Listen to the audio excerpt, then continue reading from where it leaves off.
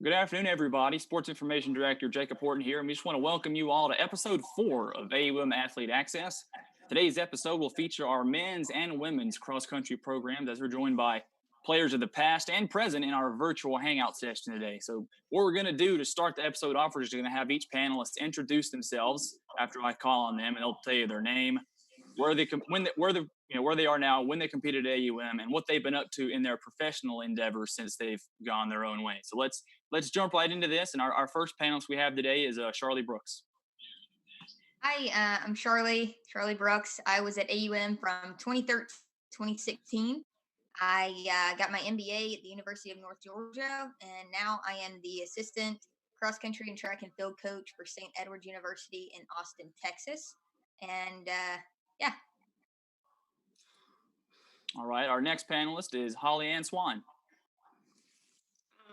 So I ran for AUM cross country seasons 2013 through 2016. I graduated AUM in 2017 with a bachelor's in biology. And then I used my 5th year of eligibility, winter and spring, to run indoor and outdoor track and field at Marshall University.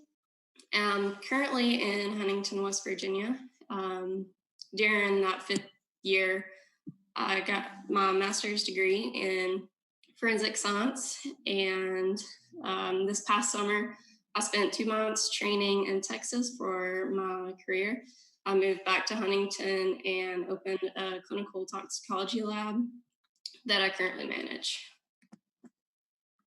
All right, our next panelist is Adam Russell. Hey guys, my name's Adam Russell. I was actually a member of the inaugural men's cross country team in 2011.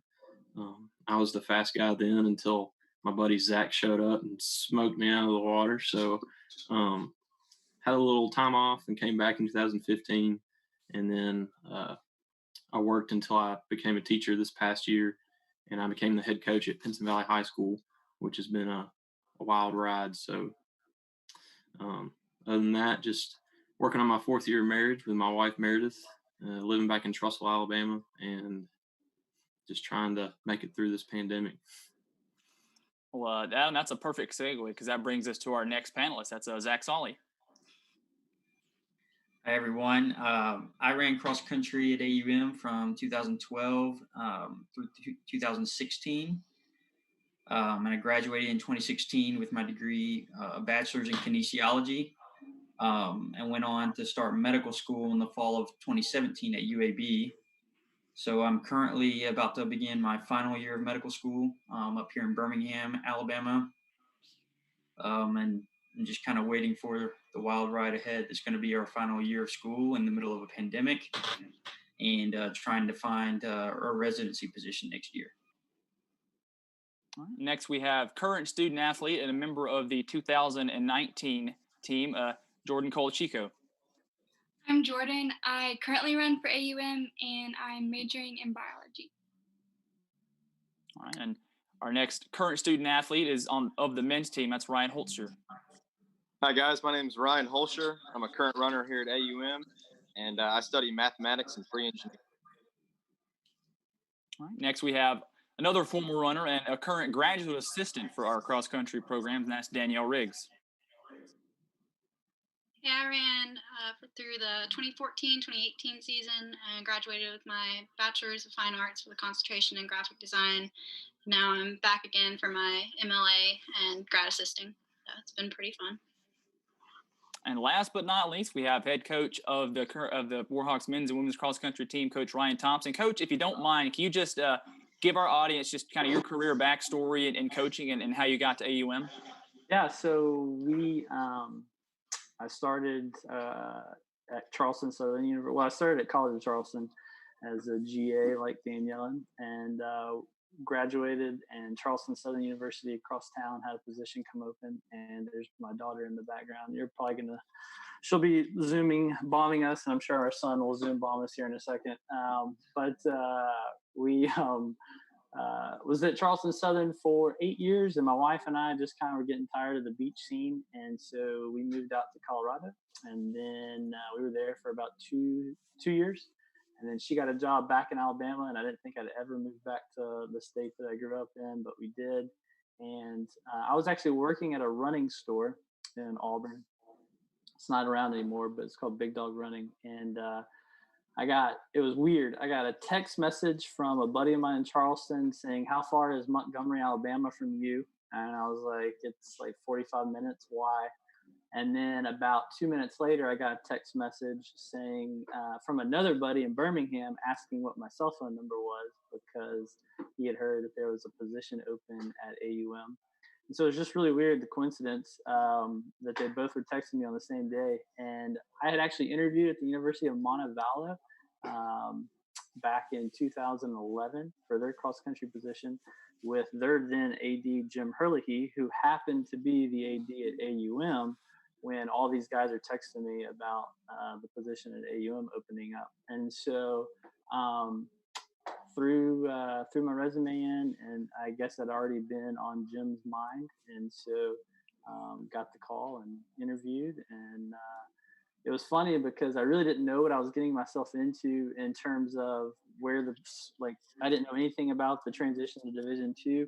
And so naturally, as you do with new jobs, you do a little research on the position. And I wasn't on social media, but a buddy that worked with me at the running store, he had a Facebook account. And we couldn't figure out, Coach Gross was no longer listed on the website. He had focused full time on teaching. And so the only person that was listed was, at the time, the GA, Chloe Brown. And so we did like a quick Google search. And if she's listening, I'm not making fun of you, Chloe. But the only thing we could find at the time on Chloe was she had done some research on an artist that liked to do paintings of toilets on roofs. And so all I found was stuff about toilets on roofs.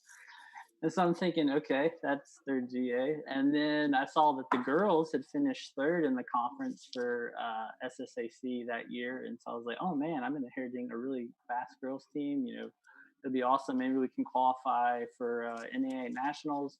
And then I come on my interview and find out that we're no longer in the NAIA, and we're going to have a 3-year postseason ban, or not ban, but we're going to be sitting out for 3 years. And so, yeah, that was my introduction to AUM. Toilets on roofs, and we don't really have anything going on.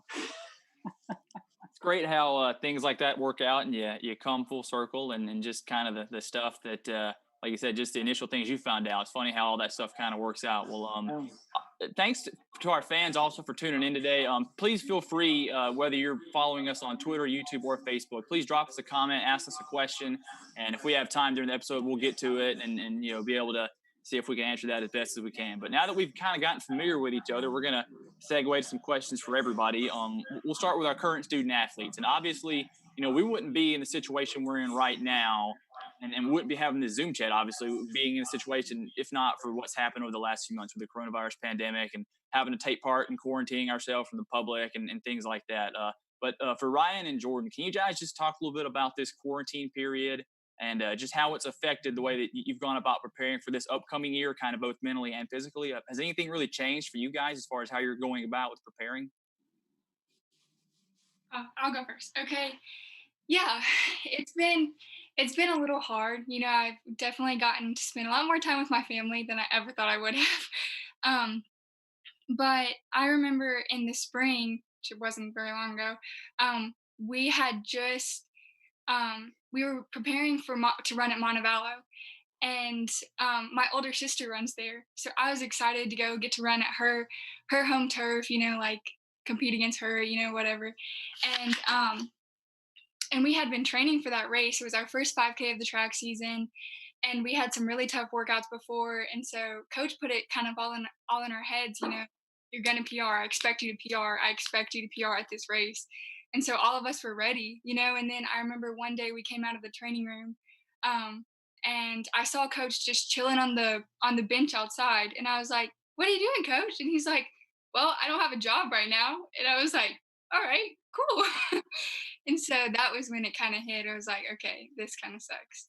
But apart from that, it's just an extra time to prepare. So, yeah. Well, I'm kind of getting over an injury right now, so it's being away from school and being away from the trainers and stuff has been a little difficult for me with my rehab plan.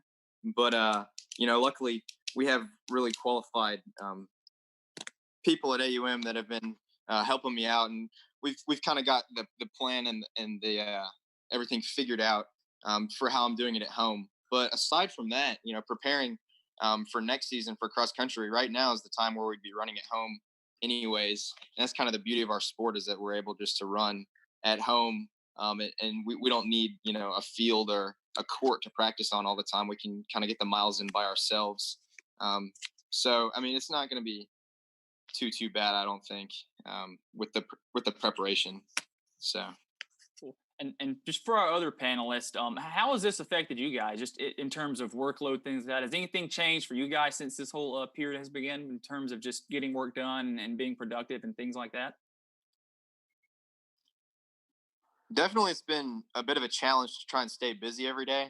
I've had my fair share of days of just pure boredom, kind of staring at the wall, trying to figure out what to do next.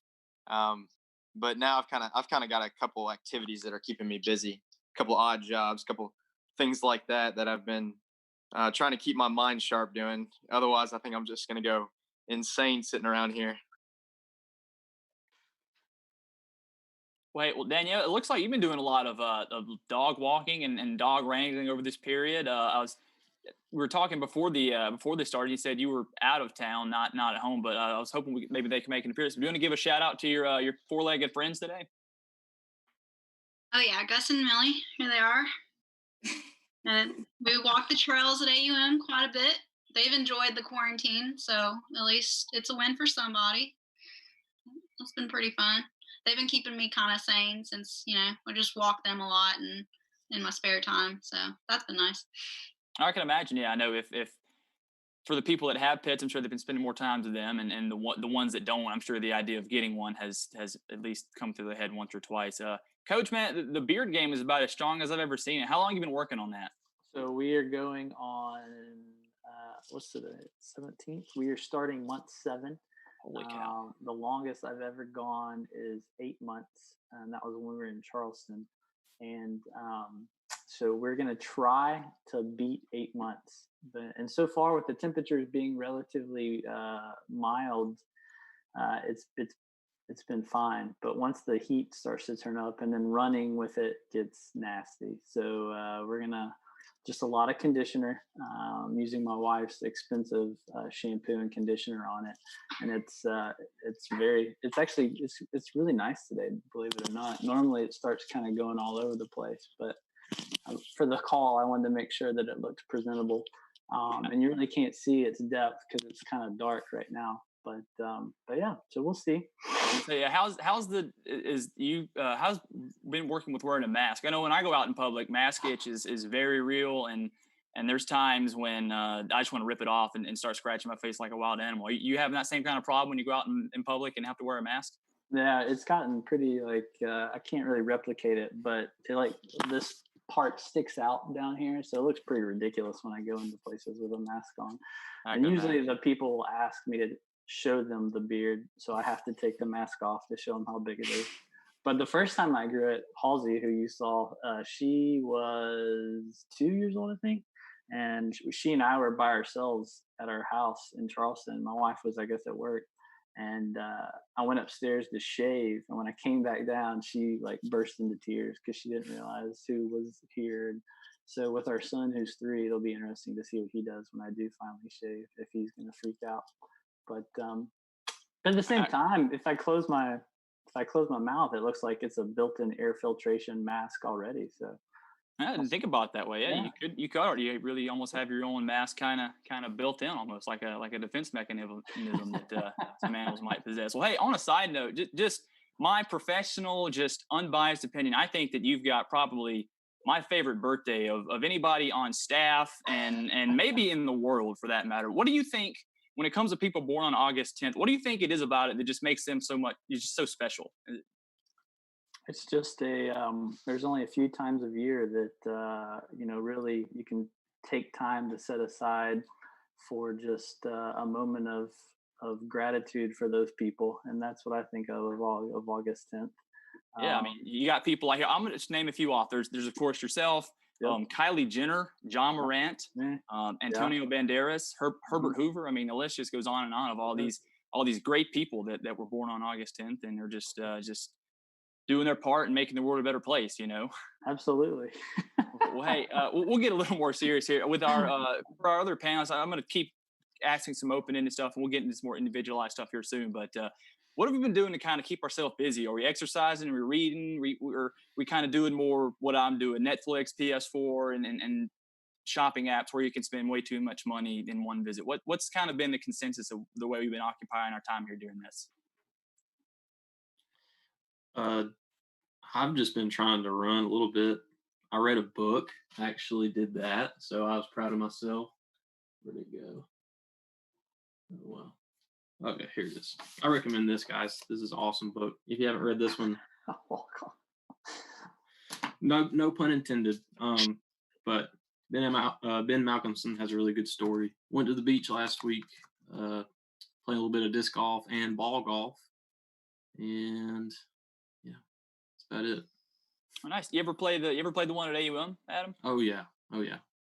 Played it a bunch of times. Oh, that's nice. You know when they first built it, the last hole 22 was like 600 yards. It was almost like the person that created it was just like laughing in our faces, knowing the challenges we would face. Yes. They brought it. I don't know if you've played it in the last couple of years. They brought it in a little bit, so it's a little bit more manageable. I try to play it a couple times a year, and it's gotten a lot more manageable. So no, sadly, I haven't been able to come down to Montgomery recently. But I am one of the few people that can say they love Montgomery that's not from Montgomery. Cool. I want to know what Zach's doing these days. Yeah, so this pandemic actually came at a kind of an opportune time for me. I'm finishing up my third year of medical school, and when it all started, I was working in the hospital. But shortly after it started, they realized it was kind of out of a control situation and unsafe for us. So they pulled us out, did some online classes. And I was actually in Montgomery for most of the time, actually, until a few weeks ago. I was in Montgomery. And so I actually played that disc golf course at least 3 or 4 times a week during that period. And I'm actually right now studying for a board exam and trying to wrap up some research stuff to get my application ready for residencies. So it came at a good time, actually, so that I could kind of get all my ducks in a row for 4th year that's coming up. That's cool. Well, hey, we'll kind of transition now into some more individualized questions here. Charlie, I know you're one of the many people that have dabbled in coaching that are in this panel right now. And I know you probably still consider yourself to be in the earlier stages of your career, but you've already been in a few different institutions and organizations and have had some success. Can you just talk about your coaching career path and how working at different levels has kind of helped expand your coaching acumen? Yeah, for sure. So when I was graduating UM, I still wasn't quite sure what I wanted to do. And, I had a marketing degree, but for me, just sitting at a desk just did not seem like something that would be fulfilling to me. And so I spoke with a professor I had who is really awesome. If you're in any of the business classes, his name is Charles Jackson. And he knew, running was a really big passion of mine. And he's basically made me realize, if you have a dream or you have something you want to do, don't let it just be a dream, work towards that goal and actually make it become something. So he's the one that told me, why not go to grad school? Why not try that avenue? So I did. I applied to a position the very first day it opened at the University of North Georgia. And I emailed their coach. I probably bugged him to death. His name is Thomas Williams. And I was accepted as the graduate assistant there. And within the very first year, he was building out a track and field program. And it was just he and I on the coaching staff. And the first year I was there, we were runner-up in the conference championship in the Peach Belt. And my second year, this was for cross country. My second year in cross country, we were actually able to bring home a conference championship title, and that was just awesome. The feeling I realized in especially in coaching there, the feeling I get seeing athletes who I helped, accomplish goals is so much more fulfilling than me as an athlete. Like anything I ever accomplished, it doesn't equate to the feelings of watching someone else and you're close with accomplish that. And so that's when I knew that is definitely what I wanted to do, is I wanted to be a coach. And so I, coming out of my MBA, I started looking for jobs, and I applied to literally hundreds of jobs, several interviews, and it was all, you're too young, you don't have much experience, all of this, all of that. And, every single time I got a rejection, it was just like momentum for me to keep moving forward. And at St. Edward's University, they had hired a head coach recently. His name was Ryan Ponsonby, and I applied to the assistant position that they had open there. It was crazy. It was actually, I had seen that they had posted a head coach position, and I was curious who they hired. And I went to the listing, and all of a sudden the application for an assistant popped up. Like, I didn't even click anything. So I filled that out, and I got the job here, and it has been awesome working under Ryan. He actually coached Olympians and elite level athletes for a while. Leo Manzano, who won the silver medal in the 2012 Olympics and the 1500, is actually one of the guys he coached, and learning under him has been phenomenal. And my team has grown so much. It is incredible watching them become just the people they are, but also just themselves as athletes, and having that confidence that they build. And one thing that, we had some talking points, and I just kind of was, that you sent us out, and I was just kind of thinking about this, is a lot of people, when they leave athletics, they say, don't have any regrets, leave it all out there. Don't have any regrets. And at the time when I was an athlete, I thought I didn't have any regrets. And it wasn't until a year or so after I was like, there's so much more I could have done.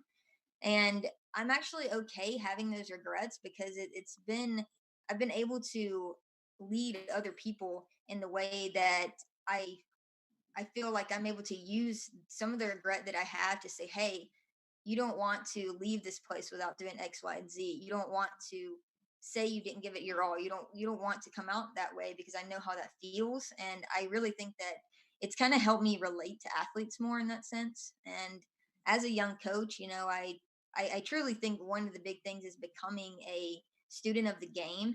I wasn't a student of the game as an athlete. I just ran, and it's becoming and growing as a coach, and reading books and listening to other people and speakers and everything like that you start to realize, hey, this equals this in training. You can't cheat. Fitness is a huge thing for me. And so I don't know, I think that if there was anything looking back, it would be to tell my younger self these things, but it's also, hey, I left with something that I'm able to help other people with. And I think that is probably just one of the biggest things I have as a coach to offer.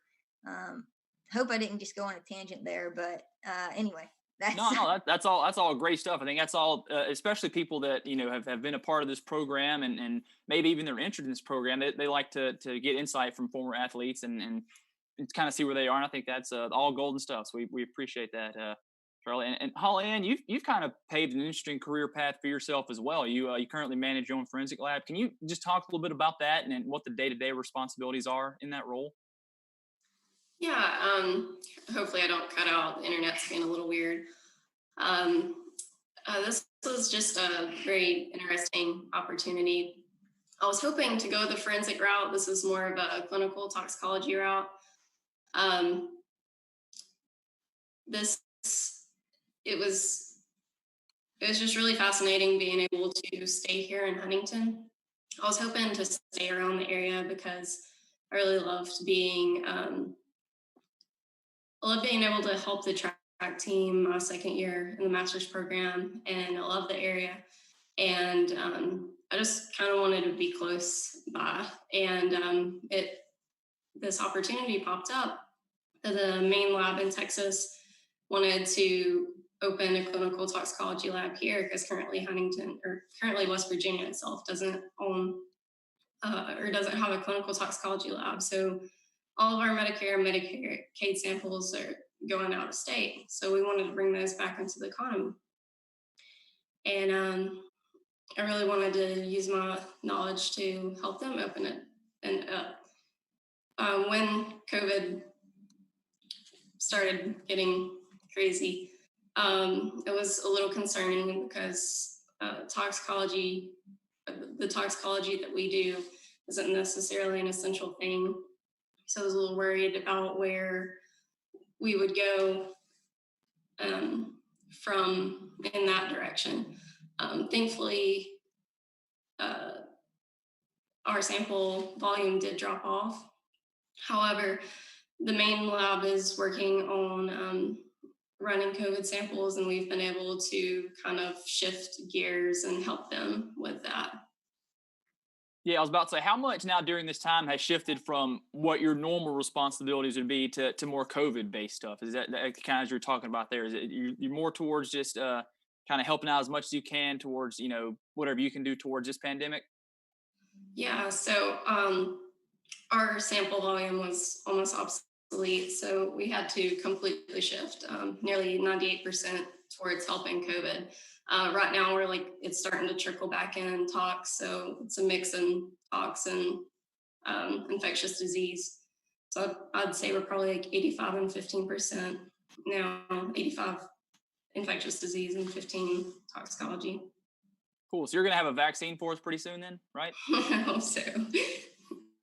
Just kidding. Well, hey, Zach, kind of staying on the medical side of things, upon your departure at AUM, you were, one of, if not the most accomplished men's cross-country runners in our program, as Adam kind of slightly alluded to there, a two-time scholar athlete in NAI, all conference your senior year, multiple all academic selections. But I'd be willing to bet, man, that one of the accomplishments you were probably the most proud of was being selected to be a part of the NAI leadership program in 2014. Got to go to Washington, D.C. Red Cross. Can you talk about that to our audience and just kind of tell them what that experience was like for you? Yeah. So, I saw that in your notes, and I was kind of thinking about that the other day, actually. So the Red Cross, to provide a little bit of a background, my sophomore year, I think I applied for this leadership program through the NAIA to go spend 2 weeks in Washington, D.C. At the National American Red Cross headquarters. And it was kind of listed as a leadership training conference or leadership training program. So it was really neat. I think there was 14 athletes from across the nation that got selected to go. And we got to spend 2 weeks kind of in leadership seminars. Our ultimate goal was to learn how to run blood drives on our own campus. But, kind of looking back at what the Red Cross taught me, some of those leadership skills, the training that they did is becoming more relevant now than ever before, I think, especially just as far as just learning how to engage people and understand people from their different backgrounds and how to try to bring that understanding into something functional so that you can work together as a cohesive group. Without getting too political, I know today's current times are just kind of wild right now with so much going on, whether it be the current Black Lives Matter movement or whether it be the COVID stuff. It's really kind of allowed me to take a step back and start to learn how to use those skills to listen to what people have to say and to try to bring everyone's backgrounds, everyone's opinions to work together for something functional to move forward. So I think that it was really important for me, especially my providing a good foundation entering my field of medicine. I'm going to see patients from all over the place that come from different backgrounds, different thought processes, different educational levels. So it really, I think, provided a solid groundwork for me to be able to talk to my future patients and to talk to my colleagues and peers and hopefully make us work together for something functional. For sure. And like you said in the introduction, you're in medical school right now. Can you you probably alluded to this and I just wasn't paying attention, but can you just kind of give us an update as far as where you are as far along in that process and how far it is away from where exactly you want to be in your career as in terms of pursuing a degree as a physician? Yeah, so I'm kind of in a transition period from my third year to fourth year. So coming up is going to be my final year of medical school. And the fourth year just kind of looks like mostly just interviewing all over the place and trying to get a residency position. And so my goal right now is to actually pursue a field in cardiothoracic surgery.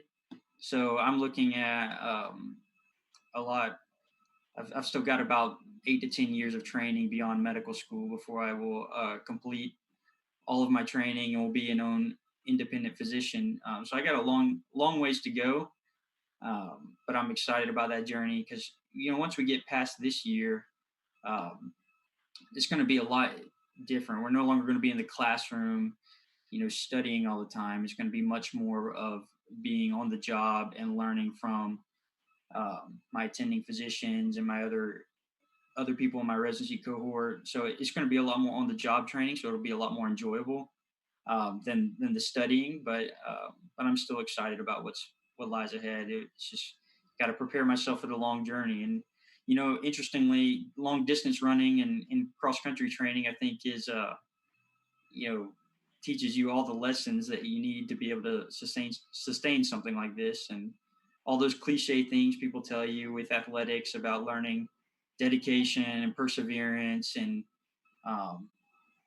putting in the work to achieve a long-term goal. Those are all cliche things people use in speeches as to provide motivation for things, but they have certainly have some relevance and are very true. Or I'm seeing those lessons kind of pan out right now, and it's very true to my everyday life right now. Awesome. Well, I know you're super excited to be where you are, and we're excited for you as well, Zach. And we wish you nothing but the best going forward with your pursuit of that. And Adam, I think you bring a very unique perspective to our conversation today because you are our lone panelist today, and you talked about in our intro that was a member of our inaugural men's cross country team or inaugural member of either program. I was back in 2011, and obviously, there's only one chance to be a part of the first whatever, and you had that opportunity. Can you just talk a little bit about what that experience was like, and just to kind of help a collegiate program get up and running off the ground? Wow. A few of my teammates here, they can attest to the struggles that we all endured trying to get this thing up off the ground. But it's definitely in a great spot thanks to Coach Ryan over here. He's awesome. But yeah, first year, I actually wasn't even going to go to AUM. I was actually going to go to Mississippi State, but I had a small scholarship, academic scholarship. So I said, all right, I'll go down. It felt right. Something felt right about campus. So I ended up coming here to AUM, and then I ran into Coach Gross somehow or another. And he said, hey, why don't you come out to practice? We'll see how you do. So I went out to practice, and by some miracle of the Lord, I was the fastest one there that day. And he said, all right, you want a scholarship? And I was just floored. I was like, are you serious? So, yeah, God definitely blessed me with that opportunity. And that was kind of, I grew so much from that happening, but that was kind of what set me up for my story with cross country. Is that first year, everything was just kind of handed to me. Everything just happened. I didn't really have to put in the kind of work that you have to put in to be a successful collegiate athlete. And so it went away for a little while. And then my senior year, I was given a second chance, and my God, like, I wish I could have had that same mindset as a senior that I would have had my freshman, sophomore, and junior year. I was so much more thankful. And you can probably ask Charlie and Danielle, Zach, and Holly Ann. My entire outlook on cross country was so much different, and I believe it was much more mature than it was when I was there originally. But I don't. I remember our first year we had to turn in our jerseys. That was weird because school I went to in high school, we got to keep everything, and it was just fun. We took a minivan to our first cross country race, and I think a couple more after that, and it was just a bunch of ragtag. We had baseball players, softball players. I was really the only real runner of the group. We had another guy named Cortez. He just kind of jumped on the team, and then another guy named Ryan. He was a biker, so he was an endurance athlete, but it was a totally different type of muscle group, muscle focus. So really through competing at AUM, I've learned that just because you're number one now doesn't mean you're always going to be number one. You got to keep working, you got to keep grinding, you got to keep the work up because it'll go away pretty quick. I learned a pretty holistic approach to athletics. It's not just showing up for practice and running. it's a lifestyle. You've got to eat right. You've got to sleep well. You've got to make wise choices throughout your day, day after day. It's not just hey, I'm an athlete. It's so much more than just being a gifted athlete. So, like Zach was saying about our journeys, being a distance athlete definitely is conducive to learning how to set far goals and take every little step you have to get there. Absolutely. And we talked about that period of transition for us. And we've had some people in here today that were able to experience that. And Danielle, you got to experience that both as a player and a coach. You got to experience it firsthand as a student athlete coming in for the latter part of your career. Can you just talk about what that experience was like for you going through that transition, and maybe also talking about kind of getting to see it from both sides now as a player and a coach? Yeah, it's been really interesting. I think it's really cool to do it in the same program that I ran for. So I got to see, the switch from Coach Gross when the program was still like really new and stuff, and then Ryan came in, and I got to see him kind of take over the team. And he's been there coaching long enough that everybody he's recruited is on the team, and it's totally his program now. So it was really cool to see how he shaped that kind of from the start, and now to be totally in D2 and competing, and the program becoming like a competitive program that can hang with some of the tougher schools in our division now. It's been really cool and really interesting to see. And yeah, like being on the flip side, student athlete, and then on the coaching side, it's been pretty funny at points, because so I saw as an athlete, and I took like super seriously. Like on the coaching side, you're just kind of just like, I mean, do it. And then it's also like flip, like some of the stuff when I was a student athlete, I didn't really think much of or take too seriously. On the coaching side, it's like you just kind of want to beat people and be like, take it more seriously and stuff like that. So it's kind of funny because it's a give and take on both sides, and it's pretty funny to see the flip side of everything, like right after the previous year. So that's been real entertaining. I think we also have like a great group.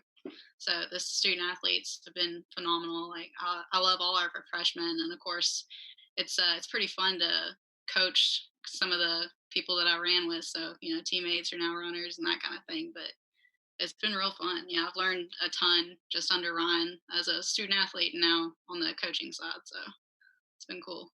We're going to talk to some of your runners right now with and Jordan. I'm going to ask you as one of two current Warhawks in here today. Can you just talk a little bit about your path to AUM and ultimately what led you to just want to become a Warhawk out of high school?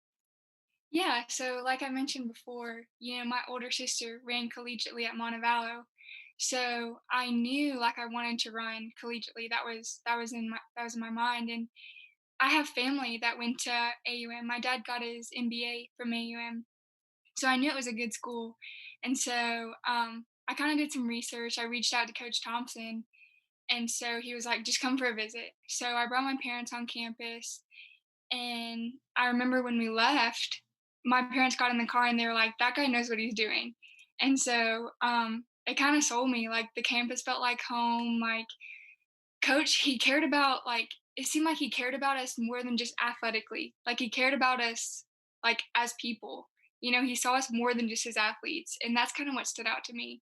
Um, so that's what sold me. I was like, this is home, this is what I want to do. And my parents were on board with it.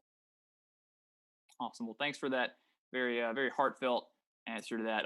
And Ryan, kind of just piggybacking off of Jordan's momentum, you had a very special freshman year as a member of our men's cross country team. You were part of our AUM's first team to qualify for an NCAA regional as members of NCAA Division II. I know that was, I'm sure, a very special moment for you. But can you just talk about that experience? Competing at regionals, just your freshman year, and in total, just what that was like for you in 2019.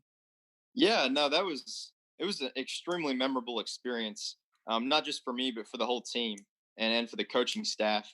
And I think the biggest thing about it, aside from it being memorable, was that it was really inspiring, because we saw how much potential that we have as a team. I know on one of the other athlete access videos, Thomas Wolf mentioned that we're a pretty young team, and that kind of opened our eyes up a little bit more to what we can accomplish further going forward with our next couple of years here at AUM. and it helped us gain some big perspective and some personal goals and some goals as a team for what we want to see here in the future.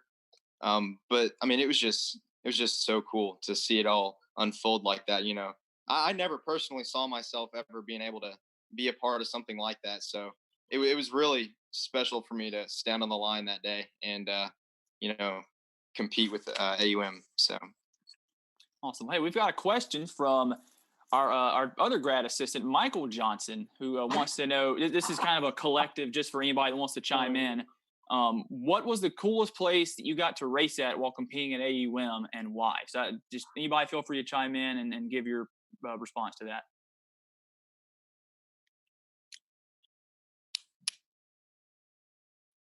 I think there's probably two for me is, of course, Sand Shark Invitational, because that was always like, you knew you were going there PR, like it was just a given. Except for my senior year when I got pushed down. I still won't forget that. But anyway, they didn't restart it. Okay, whatever.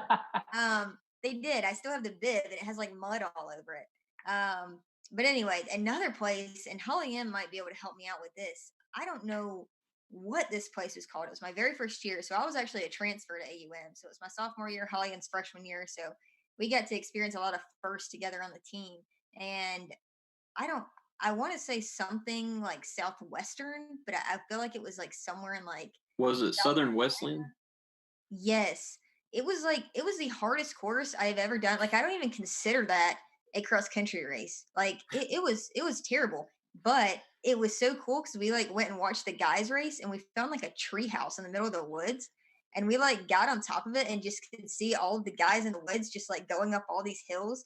And that was pretty cool, even though like the race just sucked. It was so bad, but it was pretty cool, like, experience.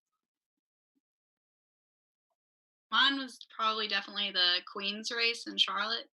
It was really cool because it's a super fast course, but it's also like you've got really, really good teams there. So, hopefully you're not last, but you're not going to be first. You just got like such a large field that you just got to jump in there and try as hard as you can, but you can't really gauge like where you're at based off of the other runners because there's just, there's such a deep field of them, and it's really fun course. That was fun. I think a lot of AUM runners will agree with that, Danielle, because it seems like a lot of when you go back and look at our record books, a lot of our best times are recorded on that course. I think a lot of people would agree with that answer, Danielle. I think my favorite one was it was my senior year, the conference championship.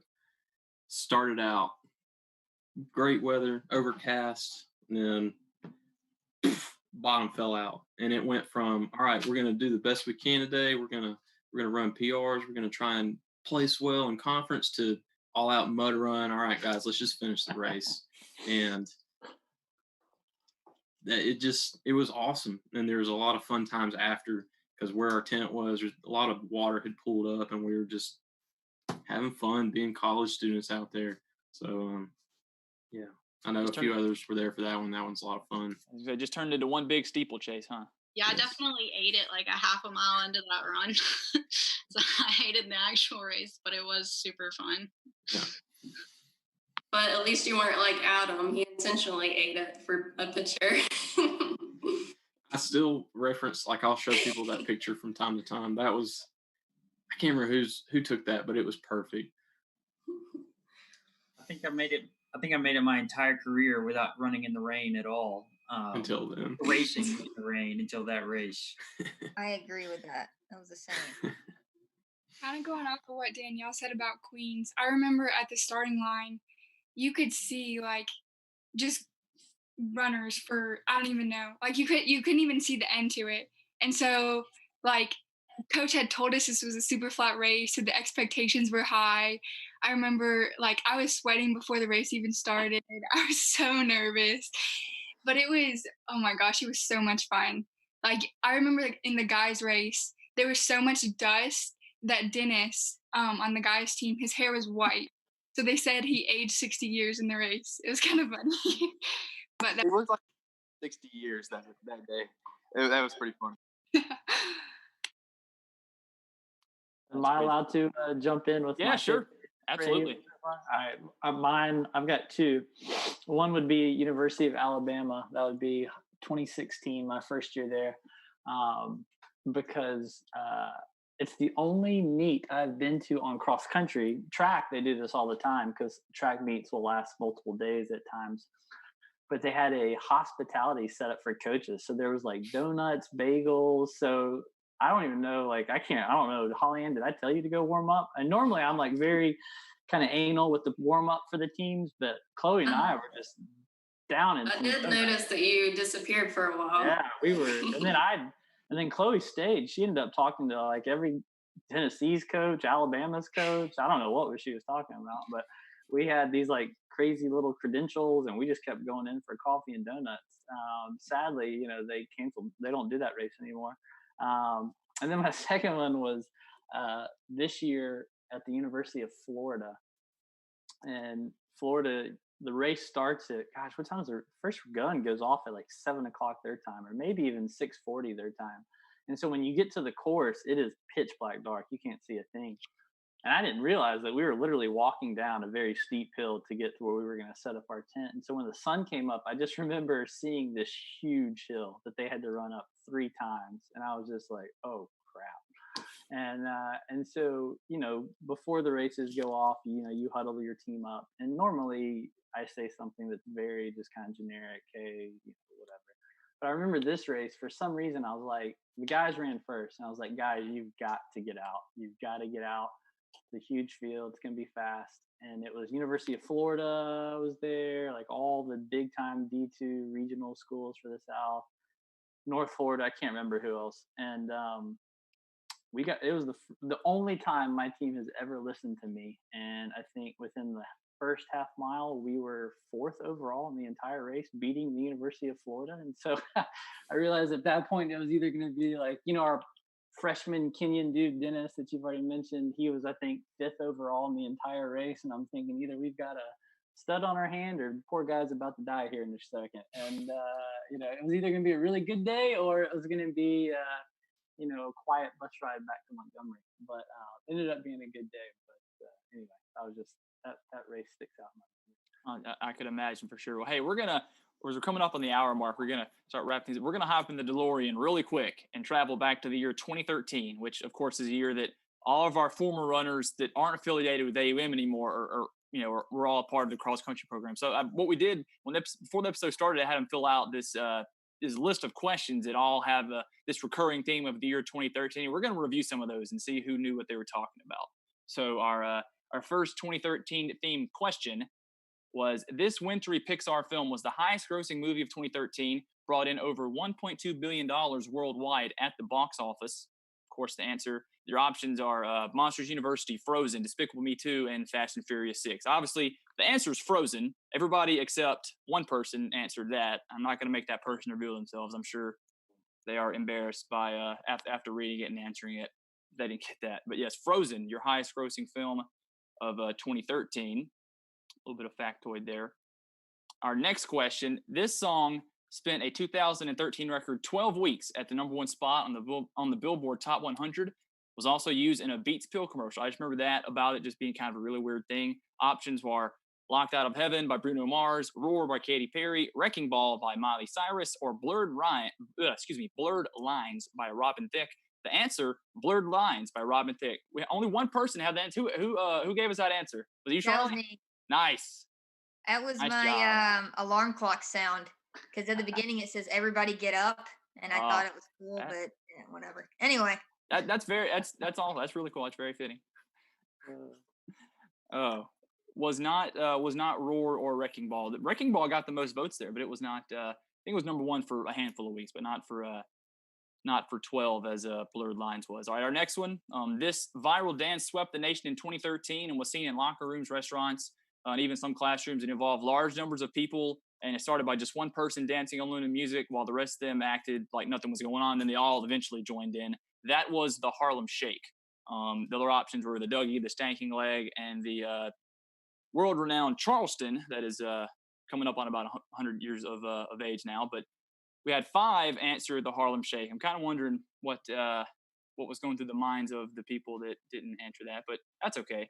Harlem Shake. The cross country team didn't have a Harlem Shake video in No, 2013? but I was the manager of the Rock Wall at the time, and we had a rock wall Harlem Shake, and some other cross country members were there. So it was, you can actually still find it. Go look it I up was on going to say YouTube. everybody did one. If you were affiliated with a group of people larger than about 5, you probably had a Harlem Shake video somewhere. That's just what you did. I was in 2, I think, in 2013. I will embarrassingly admit to. That's just what we did.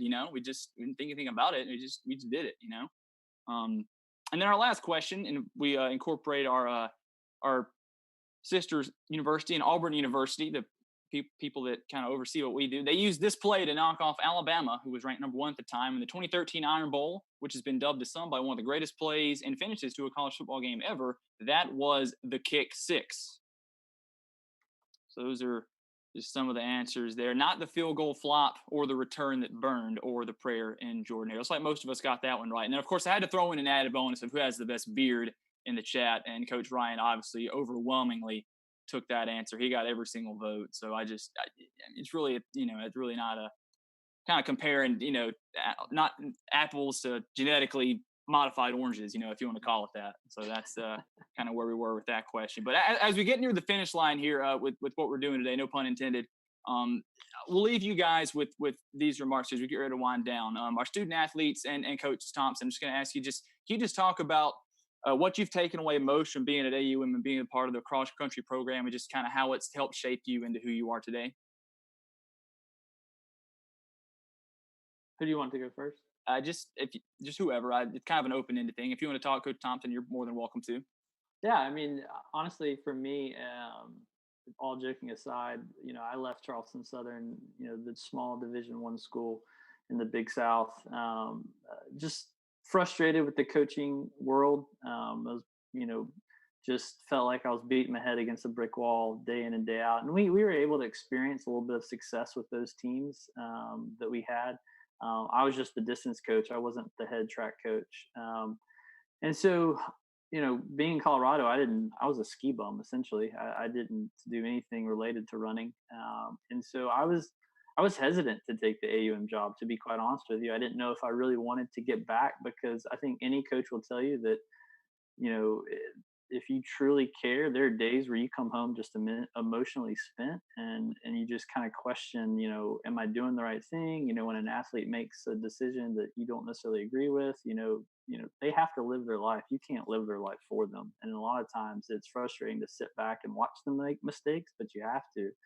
And it can be emotionally draining on you and your family. And so for me, it was just, do I want to put everything I have back into the coaching game? And I did ultimately make that decision, obviously, because I'm here. And I think, I don't know if any other coach will say this at AUM, but I was extremely glad we had that transition period from being NAIA to Division II, because I think our program at that time needed some years to just kind of get to a stable position.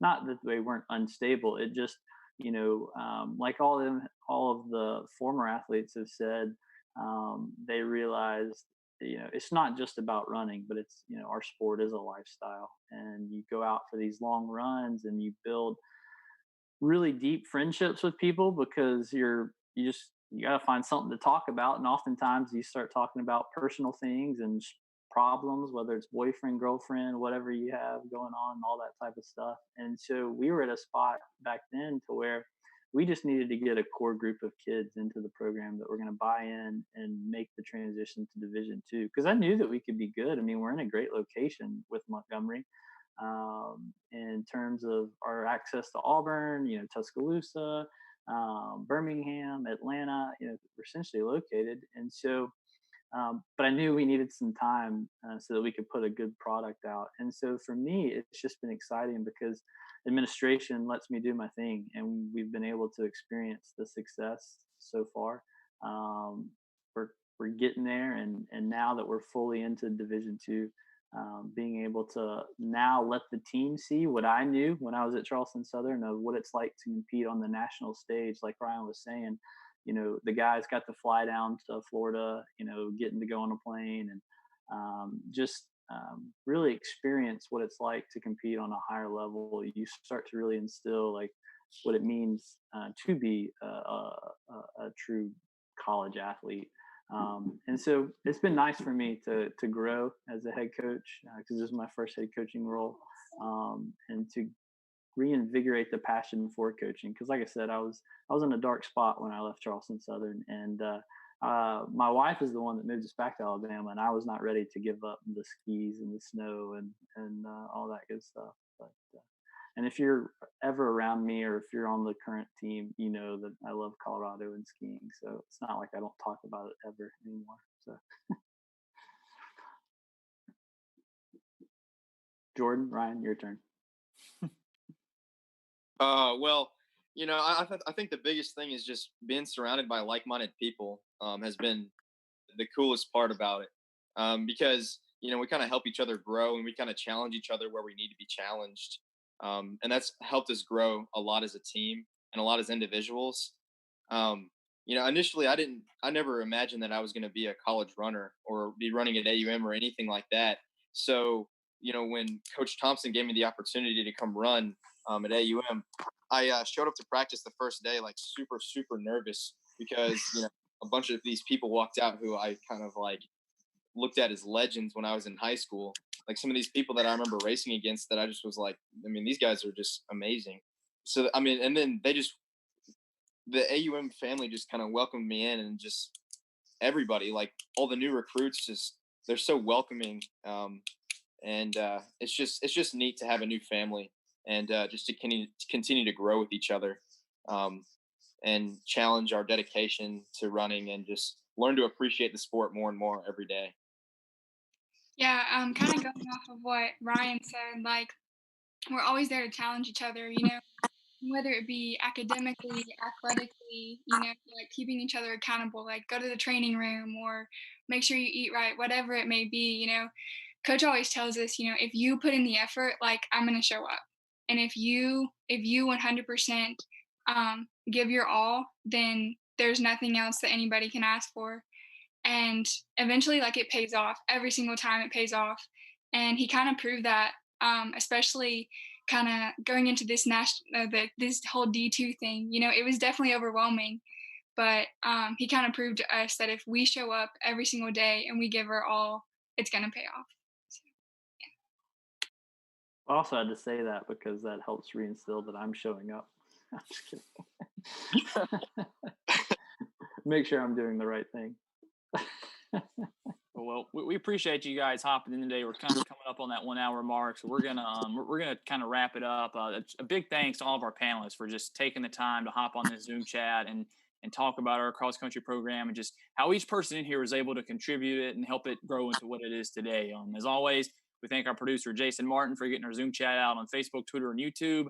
As a reminder, this will be archived immediately after we're done here. So if you'd like to go back and watch again, or maybe you join late or whatever, you have the ability to go back and watch from start to finish. And of course, a huge thanks to you guys, our viewers, for tuning in. All of our fans and supporters are the driving force behind stuff like this at AUM, everything that we do. And just we appreciate the love and the support that you guys give us. Next week, we'll have episode 5, and that'll feature our AUM tennis program with former players of the program, as well as our head men's and women's coach, Yair Benuelos. Until then, thanks, everybody. Be safe and go Warhawks.